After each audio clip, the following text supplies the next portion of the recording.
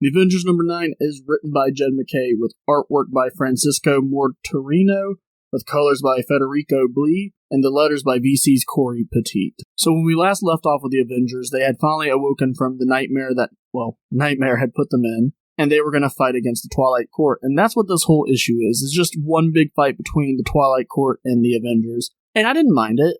There were some cool pairings off, but it's very predictable and kind of generic. So I'll get into that in a minute. But we do start off the issue with a flashback to before the attack by Nightmare, where we see Captain Marvel talking to the Impossible City, and they're just basically talking about how are you doing now that you are here and we're living on you? How are you adjusting to everything? And the Impossible City's just talking about I'm so glad that Sam and T'Challa was able to talk me down from killing myself. And they just, it's this big wholesome moment where it's just Captain Marvel and the Impossible City talking about how great the Avengers are. And it's nice. It's wholesome.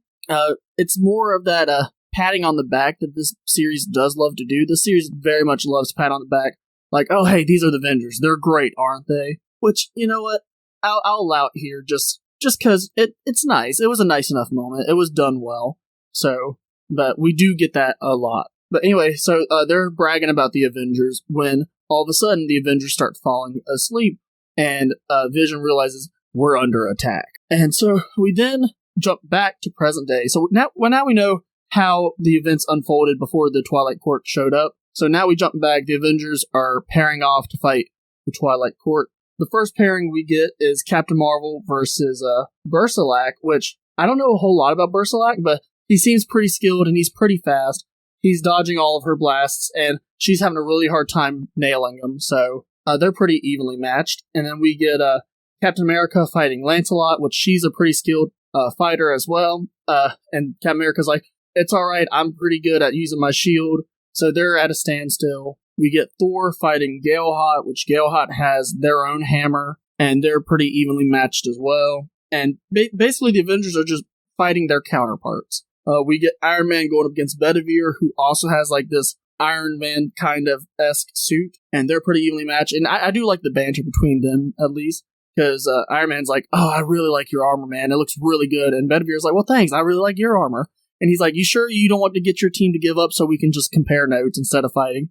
And the other one's like, well, funny, I was going to say the same thing to you. And he's like, nah. And the other guy's like, nah, yeah, no. We're going to fight. And it's just like, okay. I mean, I didn't mind it. I thought the banter was nice. We get Black Panther going up against Parsifal, and Black Panther is unable to land a punch, and Black Panther's like, what? How come I'm not hitting you? And Parsifal's like, well, you see, that's my power. My power is that I cannot be defeated if my fight is just. Like, if I'm fighting for a good reason, I cannot lose the battle. And, okay, I mean, that's a little weird, but I'll go with it. The only problem is it creates a problem later, but we'll get to that when we get to that. But yeah, so Black Panther is not even able to land a punch on him, so that's all right. And we then get the Vision going up against Mordred, and Mordred's like, oh, well, don't you remember? My whole power is I can undo everything you throw at me. And Vision's trying his hardest to fight her, but they're at a standstill as well. And we also get the Scarlet Witch going up against Arthur. And Arthur, he's their king, and he has this, it's kind of like a steel suit, like from DC.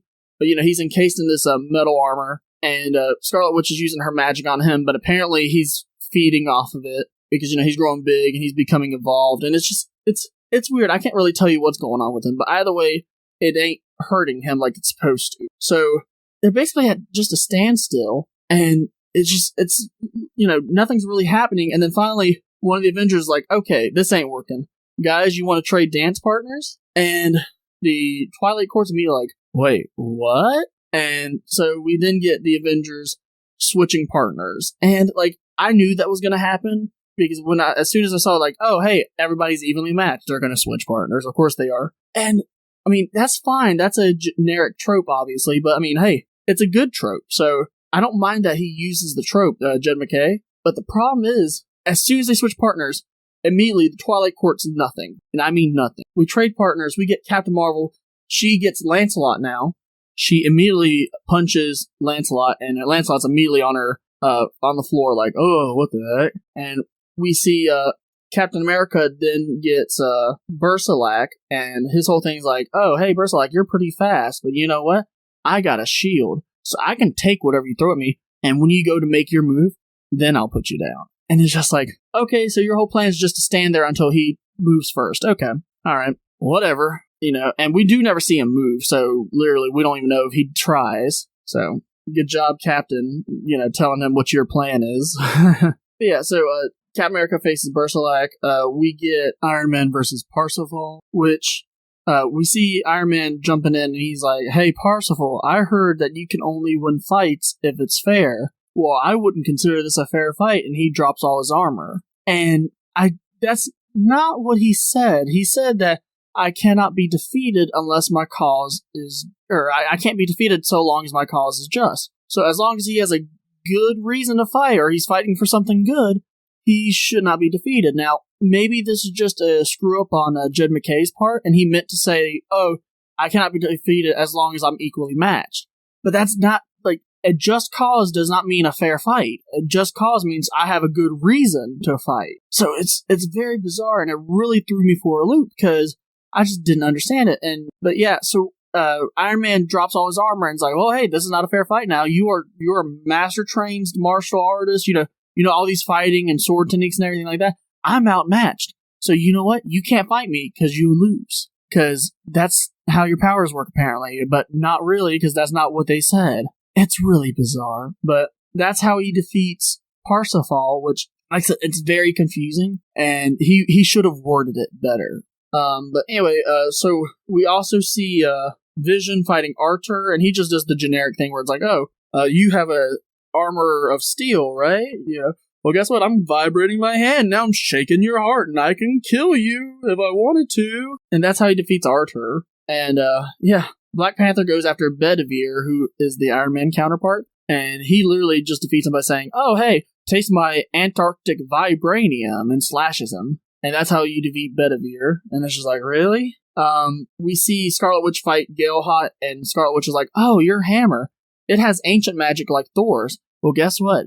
I know even more ancient magic. Huzzah! And takes Galehot out. And I'm just like, okay. And you get this pattern of, hey, all these people are getting defeated pretty easily. I mean, literally, Lancelot gets one-punched. Parsifal can't win, apparently, because he can't fight unfair fights, which, okay.